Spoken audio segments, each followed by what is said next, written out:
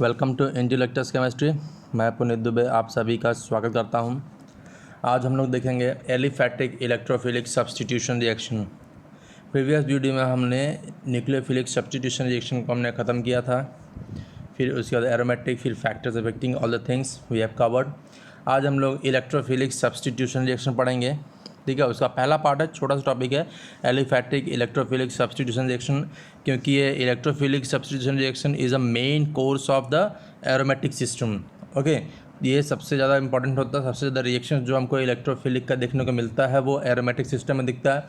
हमने यहाँ पे एलिफैटिक का लिए छोटा सा चैप्टर है, तो आज हम इसको कवर कर लेते हैं। ठीक है, आइए शुरू करते हैं। अगर आपने चैनल को अभी तक सब्सक्राइब नहीं किया है, नया चैप्टर शुरू होने जा रहा है, जल्दी से जल्दी सब्सक्राइब करें और बेल आइकन को जरूर से दबाएं ताकि हर वीडियो का नोटिफिकेशन आप तक सबसे पहले पहुंच सके। और अपने दोस्तों के साथ इसको ज़रूर शेयर करें ताकि इसका प्रॉफिट उन सबको भी मिल सके। ठीक है, चलिए शुरू करते हैं आज का नया topic aliphatic electrophilic substitution reaction. तो आज की वीडियो में हम लोग क्या क्या देखना है, आइए देख लेते हैं। पहले इंट्रोडक्शन लेंगे हम, क्या होता है एलिफैटिक इलेक्ट्रोफिलिक सब्स्टिट्यूशन रिएक्शन। उसके बाद उसके पार्ट देखेंगे हम लोग, unimolecular mechanism, then evidences for SE1, then after we will see the bimolecular mechanism SE2 and SEI. Then after we will see the factors affecting the rate of SE reaction. Then that in that factors we will see the structure of substrate, solvent effect and effect of leaving group. Okay, so let's start the introduction part. Okay, so electrophilic substitution reaction. So in aliphatic system, aliphatic electrophilic substitution reaction are related to the combination in the same way as the nucleophilic substitution reaction are related to the carbocation. Okay, तो इसका कहने क्या मतलब है, electrophilic substitution reaction में जो हमारा main intermediate बनता है वो क्या होता है, कार्बन आयंस। ठीक है, यहाँ पे दिखा है कार्बन आयंस, और ये न्यूक्लियोफिलिक सब्स्टिट्यूशन रिएक्शन से उसी तरह रिलेटेड है जैसे कि न्यूक्लियोफिलिक सब्स्टिट्यूशन रिएक्शन कार्बोकैटायन से रिलेटेड है। उसी तरह से electrophilic substitution reaction carbon ion से रिलेटेड है, क्योंकि कार्बोकैटायन न्यूक्लियोफिलिक सब्स्टिट्यूशन रिएक्शन में मेन इंटरमीडिएट होता है और इलेक्ट्रोफिलिक में मेन इंटरमीडिएट क्या होगा, carbon ion. Okay, so in SE reaction the entering group and the leaving group, that is also known as the electrofuge, are the electrophile, that is Lewis acid। वहाँ पे क्या था, Lewis base था। so the electron pair of the breaking bond remains with the substrate and is used to form the new bond to the entering electrophile। ठीक है, यहाँ पे क्या होता है, जब लीविंग ग्रुप डिपार्ट होता है तो जो बॉन्ड पेयर है वो बॉन्ड पेयर सबस्ट्रेट के साथ रहता है, और वो सबस्ट्रेट के साथ जो बॉन्ड पेयर रहता है वो बॉन्ड पेयर का इस्तेमाल जो होता है न्यू बॉन्ड फॉर्मेशन में होता है, जब कोई न्यू इलेक्ट्रोफाइल इंटर करता है उस रिएक्शन में तब, क्योंकि इलेक्ट्रोफाइल इंटर कर रहा है, इलेक्ट्रोफाइल ऑलरेडी इलेक्ट्रॉन डेफिशिएंट होता है, तो जो लिविंग ग्रुप है वो भी इलेक्ट्रॉन डेफिशिएंट है, जो इनकमिंग ग्रुप है वो भी इलेक्ट्रॉन डेफिशिएंट होता है। ठीक है, तो उस बॉन्ड पेयर का यूज़ कहाँ हुआ, बॉन्ड फॉर्मेशन में, जो कि न्यू बॉन्ड फॉर्म होगा उस रिएक्शन में। ठीक है, आइए देखते हैं unimolecular mechanism SE1। So it is SE1, what is stand for substitution electrophilic unimolecular। S means substitution, E means electrophilic, and 1 is for unimolecular, or you can say that the first order of reaction। Okay, so analogous to the SN1 mechanism, it involves two steps, that is a slow heterolysis and the fast combination of the resulting carbon ion with the entering electrophile। तो दो step में होता है। पहला step क्या होता है, हेट्रोलिसिस का होता है, और वो स्लो स्टेप होता है, that means it is the rate determining step. So this step is the slow step and this is the rate determining step. Okay, and then second step is the fast combination of that carbon ion with the incoming electrophile और incoming group. Okay, so here is the step 1 where the alkyl halide or maybe any other group, slow step heterolysis means there will be charge separation, so bond will go to the substrate, it will produce the carbon ion and acts maybe any living group, so it will generate the यहाँ पे electrophile।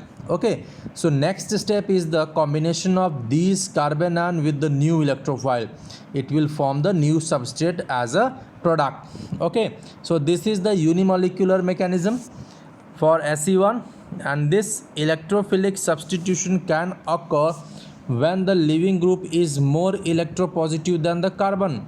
क्योंकि more electropositive होने का क्या मतलब है, क्योंकि more electropositive होगा कार्बन से तभी तो वहाँ पे कार्बन के पास हेटेरोलिसिस के बाद निगेटिव चार्ज आएगा। अगर वो उससे ज़्यादा इलेक्ट्रोपॉजिटिव नहीं होगा, किससे, मतलब कि कार्बन से वो इलेक्ट्रोपॉजिटिव नहीं होगा जो कि लिविंग ग्रुप है, तो वहाँ पे कार्बन के ऊपर प्लस चार्ज आ जाएगा। और हमको क्या वहाँ पे जनरेट करना, carbon ion. It means carbon must have the more electronegative than that of the leaving group. Okay, thus the common leaving groups are the metals और हाइड्रोजन। सो मेटल्स और hydrogen जिसका इलेक्ट्रोनेगेटिविटी कार्बन से कम होता है, वही इन electrophilic substitution reaction में as a leaving group use होते हैं। So the following are the some important example of the SE1 रिएक्शन। क्या क्या है, पहला है हाइड्रोजन ड्यूटेरियम और hydrogen tritium exchange. So here it RH means alkane and base, it will abstract this H plus ion and here generated the carbon ion, and now this carbon ion will again recombination with that D means deuterium। यहाँ पे H था तो वहाँ पे hydrogen exchange कर लिया, यहाँ से यहाँ का हाइड्रोजन बेस ले लिया। अब ये बेस के साथ जो ड्यूटेरियम लगा हुआ, अब ये ड्यूटेरियम कहाँ चला जाएगा, इस कार्बन आयन के पास, तो हमको क्या मिल जाएगा, RD। So here is exchange from H to D means यहाँ पे हाइड्रोजन का ड्यूटेरियम के साथ एक्सचेंज हो गया। ठीक है, चलिए, such exchange occurs with relatively acidic protons, for example those alpha to the carbonyl group. मतलब वहाँ पे एसिडिक हाइड्रोजन होना चाहिए। ठीक है, आई बात समझ में। चलिए नेक्स्ट जो हमारा रिएक्शन है वो है डीकार्बोक्सिलेशन। डीकार्बोक्सिलेशन का मतलब क्या हुआ था, रिलीज ऑफ CO2 का रिएक्शन से या किसी सबस्ट्रेट से बाहर निकल जाने को बोलते हैं डीकार्बोक्सिलेशन। वहाँ पे कार्बन डाइऑक्साइड को बाहर निकाल दिया जाता है। So here is the substrate having the acetate group that will evolve from this reaction as a CO2 gas. Okay, तो यहाँ पे एसिटेट आयन है तो negative charge will shift to here and this bond will shift to here. Okay, so it is producing here carbon ion and CO2 is going to the out of the reaction in the form of the gas. Okay, now this carbon ion will again combine with this alcohol and it will produce alkane and alkoxide। आई बात समझ में। Okay, so next is the anionic fragmentation. What does it mean? Anionic means anion that carrying the negative charge, and fragmentation means the breaking of that substrate in two part or many more part. Okay, so now here the fragmentation of anion. So here is the substrate which is you can say that this is anion. So negative charge will shift to here and this bond will live here. सो यहाँ पे क्या हो जाएगा, एक carbon ion generate हुआ और यहाँ पे एक कीटोन बाहर निकल जाता है। ठीक है, अब ये जो हमारा बना क्या, कार्बन आयन, ये कार्बन आयन कंबाइन होगा इस अल्कोहल के साथ और वहाँ पे एल्केन और प्लस हमारा एल्कोक्साइड आयन प्रोड्यूस कर देता है। तो यहाँ पे Z मैंने जो ग्रुप लगाया हुआ है, Z क्या हो सकता है, Z यहाँ पे कोई भी एसाइल ग्रुप हो सकता है, एरोमेटिक ग्रुप हो सकता है, NO2 हो सकता है, साइनाइड ग्रुप हो सकता है, तो कोई भी वहाँ पे इलेक्ट्रोनेगेटिव ग्रुप हो सकता है। ठीक है, तभी वहाँ पे क्यों इलेक्ट्रोनेगेटिव ग्रुप होना चाहिए, क्योंकि जब इलेक्ट्रोनेगेटिव ग्रुप होगा जिससे कि इस नेगेटिव चार्ज को हम स्टेबलाइज कर सकें, जितने अच्छे से ये चार्ज स्टेबलाइज होगा उतनी ही फास्ट ये रिएक्शन होगी, उसकी रिएक्टिविटी उतनी ही ज़्यादा होगी। ठीक है, चलिए आइए देखते हैं evidences for the SE1 mechanism. So many examples are known where the reaction follow the first order kinetics.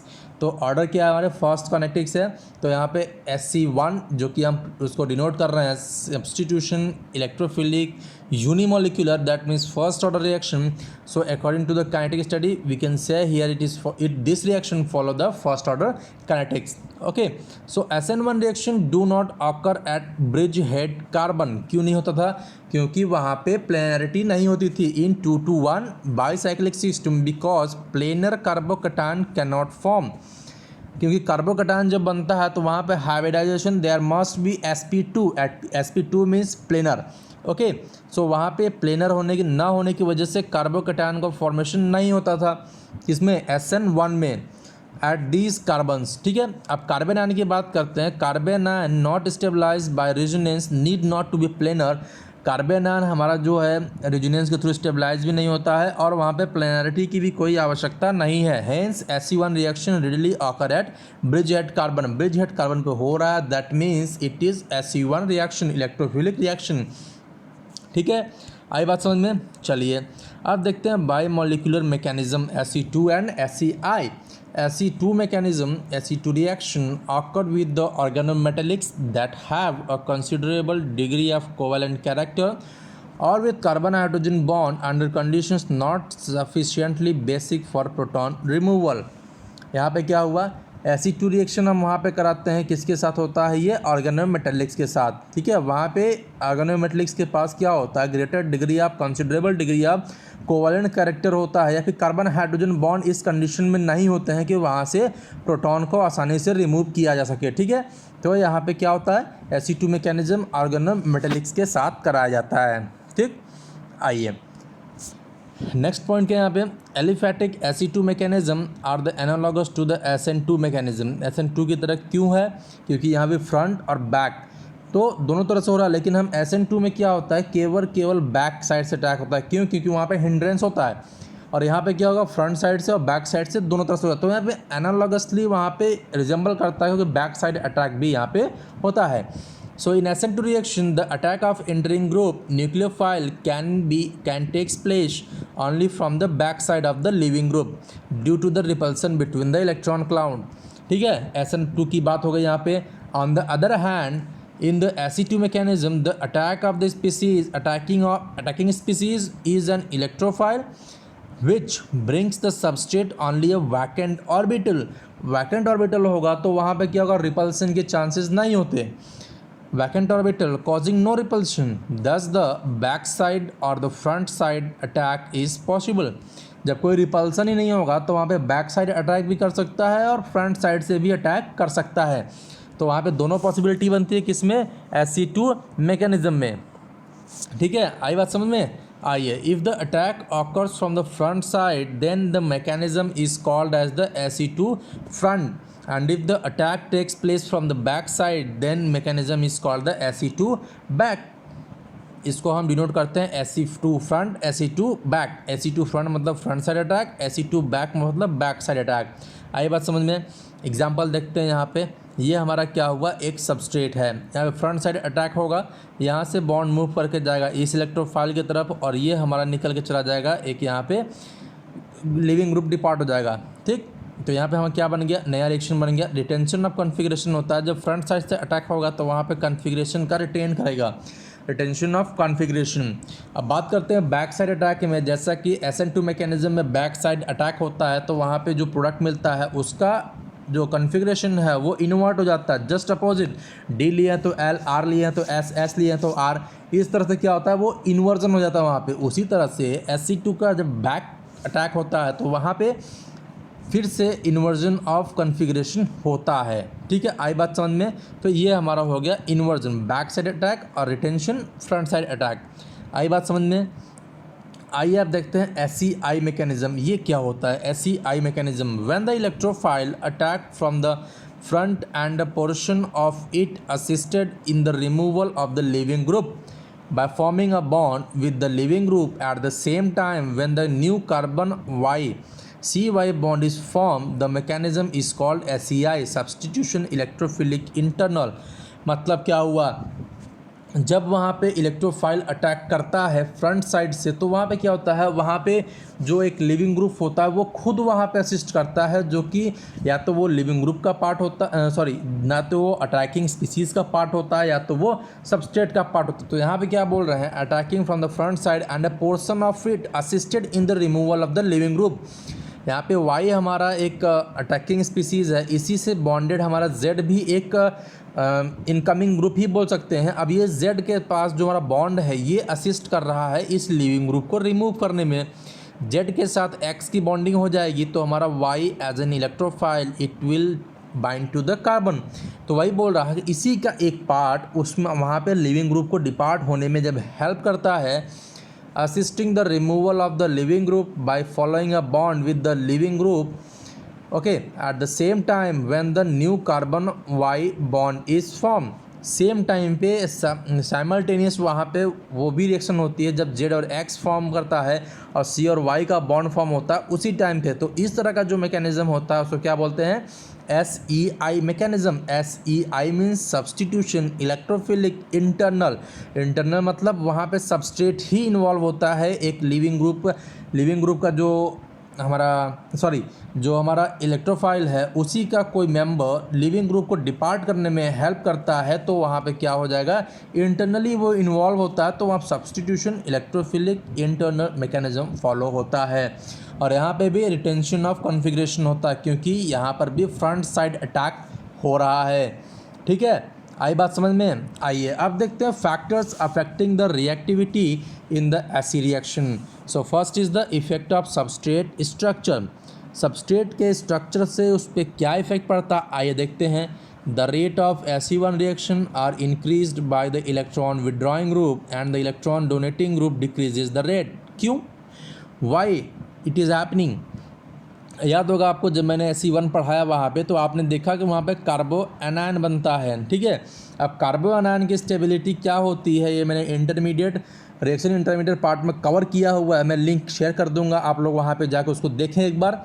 तो कार्बो एनायन में क्या होता है, जब इलेक्ट्रॉन विड्रॉइंग ग्रुप लगाते हैं तो ये इस इलेक्ट्रॉन डेंसिटी को कम करता है। जब ये इलेक्ट्रॉन डेंसिटी कम होता है तो ये इलेक्ट्रॉन डेंसिटी कम होने की वजह से कार्बो एनायन क्या होता है, स्टेबलाइज होता है। जबकि वहीं पे इलेक्ट्रॉन डोनेशन की बात करते हैं, इलेक्ट्रॉन डोनेटिंग ग्रुप क्या होता है, उस नेगेटिव चार्ज की इंटेंसिटी को और बढ़ा देता है। जैसे ही वो इंटेंसिटी बढ़ती है वहाँ पे क्या होता है, वो कार्बो एनायन अनस्टेबल हो जाता है। तो अनस्टेबल होने की वजह से वहाँ पे क्या होता है, रिएक्टिविटी डिक्रीज़ हो जाती है। तो यही बात है। ठीक है, लिंक आप लोग फॉलो करिए और जाकर वहाँ पे उस रिएक्शन इंटरमीडिएट में देखिए वहाँ पे। ठीक है, आइए अब देखते हैं फॉर SE2 बैक मैकेनिज्म में क्या होता है। The reactivity of alkyl group is similar to that for the SN2 reaction. मतलब वहाँ पे जब बैक साइड अटैक होगा तो वहाँ पे जैसा ऑर्डर हमारा SN2 मैकेनिज्म में था वही ऑर्डर यहाँ पे SE2 में फॉलो किया जाएगा। क्या होता है, कोई एंड्रेंस नहीं होनी चाहिए, मिथाइल होगा, फिर इथाइल होगा, फिर प्रोपाइल होगा, फिर आइसोप्रोपाइल होगा, टर्शियरी ब्यूटाइल होगा, नियोपेंटाइल होगा, इस तरह से बढ़ती जाएगी, बल्कीनेस बढ़ेगा, रिएक्शन स्लो होती जाएगी। ठीक, आई बात समझ में। आइए अगला फैक्टर देखते हैं इसी में जो सबस्ट्रेट का है, तीसरा पॉइंट। आइए तो यहाँ पे क्या बोला, for SE2 front side attack के लिए एंड SEI रिएक्शन के लिए varying result have been reported. Different cases में डिफरेंट रिपोर्ट किया गया है, रिजल्ट को रिपोर्ट किया गया है। In certain cases alpha branching increases the rate due to electron donating effect. यहाँ पे क्या होता है, अल्फा पोजीशन पे जब इलेक्ट्रॉन डोनेटिंग इफेक्ट लगाया जाता है, ब्रांचिंग होती है, तो वो रेट को इंक्रीज कर देता है। While the beta branching decreases the rate due to the steric hindrance. क्यों, क्योंकि वहाँ पे मैं नेगेटिव चार्ज को डोनेट करना है, तो वहाँ पे जब अल्फा और बीटा अल्फा पोजीशन पे जब एल्काइल ग्रुप होगा तो वो उसको और प्रोन होगा उस इलेक्ट्रोफाइल के साथ बाइंड करने के लिए। वहाँ पे इलेक्ट्रोफाइल कमिंग हो रहा है, इलेक्ट्रोफाइल आ रहा है, उसको अट्रैक्ट करना है, तो you have to increase the lots of negative charge on that carbon. ठीक है, तो बीटा पोजीशन पे क्या होता है, स्टेरिक हिंड्रेंस की वजह से वहाँ पे उसको रिएक्शन को रिटार्ड कर देता है। तो ये हमारा होता है सबस्ट्रेट के स्ट्रक्चर का क्या इफेक्ट पड़ता है हमारे SE1 SE2 रिएक्शन मैकेनिज्म के ऊपर। ठीक है, आइए अगला देखते हैं सॉल्वेंट इफेक्ट। ये क्या होता है, as with the aliphatic SN reaction an increase in the solvent polarity increase in the possibility of the SE1 mechanism as compared to the SE2 and SEI mechanism which do not involve the ions। क्या ये समझ में, जैसा कि aliphatic SN reaction nucleophilic substitution में reaction में हुआ था, जब हम सॉल्वेंट की पोलैरिटी बढ़ाते हैं तो SN1 मैकेनिज्म फॉलो होता है। उसी तरह से यहाँ पे सॉल्वेंट की पोलैरिटी बढ़ाने की तरह से जब पोलैरिटी बढ़ती है तो यहाँ पे SE1 फॉलो होता है, न कि SE2 और SEI। तो SE1 पोलैरिटी के साथ पॉसिबिलिटी बढ़ जाती है। ठीक, the rate of SE2 front और back mechanism are increased by an increase in the solvent polarity. अब SE1 को बाहर रख देते हैं, अब कंपेयर करते हैं SE2 फ्रंट और बैक की बात करते हैं। तो पोलैरिटी बढ़ने के साथ साथ, ठीक है, जैसे जैसे हम पोलैरिटी बढ़ाते हैं तो the rate of Ac2 front और back mechanism are increase in the solvent polarity while SEI mechanism are much less affected. अब SEI और SE2 में बात करते हैं तो SE2 मैकेनिज्म का पोलैरिटी बढ़ने के साथ साथ रिएक्शन बढ़ती है, जबकि SEI पे हमारे सॉल्वेंट का कोई इफेक्ट नहीं पड़ता है, उसके पोलैरिटी के ऊपर कोई इफेक्ट नहीं पड़ता है। चलिए आई बात समझ में। अब देखते हैं अगला factor, effect of leaving group. Leaving group को क्या इफेक्ट पड़ता है? The more polar the carbon और leaving group bond, the easier is the departure of the leaving group electrofuge in all the SE1, SE2 and SEI mechanism. तो जितना ज़्यादा वहाँ पे पोलैरिटी होगी उतना ही ज़्यादा ईजी होगा वहाँ से लिविंग ग्रुप को डिपार्ट होने में, चाहे वो कोई भी मैकेनिज्म फॉलो करता हो। ठीक है। For the carbon living group, the mechanism is always or usually SE1, while the metallic living group, the mechanism is almost always SE2 और SEI mechanism। ठीक है। जब वहाँ पे कार्बन लिविंग ग्रुप मैकेनिज्म होता है तो वहाँ पे हाइड्रोजन अगर होता है तो वहाँ पे जनरली SE1 ही फॉलो होता है, लेकिन जब मेटल कोई होता है leaving group, metallic leaving group होता है तो वहाँ पे हमेशा और लगभग ऑल टाइम SE2 मैकेनिज्म और SEI मैकेनिज्म फॉलो होता है। ठीक है, आई बात समझ में। तो ये हमारा एक छोटा सा चैप्टर था जो कि हमने सारी चीज़ देख ली। इसमें कुछ रिएक्शंस बची हुई हैं, आप लोग कहेंगे तो मैं उस रिएक्शंस के ऊपर वीडियोज़ बनाऊँगा क्योंकि थोड़े हाई लेवल की हैं, तो आप लोग रिक्वेस्ट करेंगे तभी मैं बनाऊंगा, अदरवाइज़ नहीं बनाऊंगा। ठीक है, तब तक के लिए यहाँ पे इतना तो हमारे लिए जनरली पता होना चाहिए एलिफैटिक इलेक्ट्रोफिलिक सब्स्टिट्यूशन रिएक्शन क्या होती है। ठीक है, तो अब इसमें जो कुछ क्वेरी होगी, आपका जो क्वेश्चंस होगा, तो आप लोगों को मैं नीचे टेलीग्राम ग्रुप का लिंक शेयर कर दूंगा, आप लोग वहाँ पे उसको ज्वाइन करिए और अपने क्वेश्चंस को वहीं पे पूछिए, हम वहाँ पे सॉल्व करने की कोशिश करेंगे, वहाँ पे उसकी डिटेल प्रोवाइड कराएंगे आपको एग्जाम्पल के साथ। ठीक है, तो उस टेलीग्राम ग्रुप को आप लोग सभी लोग ज्वाइन करिए। ठीक है, चलिए अगर वीडियो अभी एरोमेटिक सिस्टम का भी लाऊंगा, तो अगर आज का वीडियो पसंद आई हो आप लोगों को तो वीडियो को लाइक करें, शेयर करें और सब्सक्राइब करें और बेल आइकन को ज़रूर से हिट करें ताकि हर वीडियो का नोटिफिकेशन आप तक पहुंच सके। तब तक के लिए थैंक यू, मिलते हैं अगले चैप्टर में, अगले वीडियो में। Have a nice day.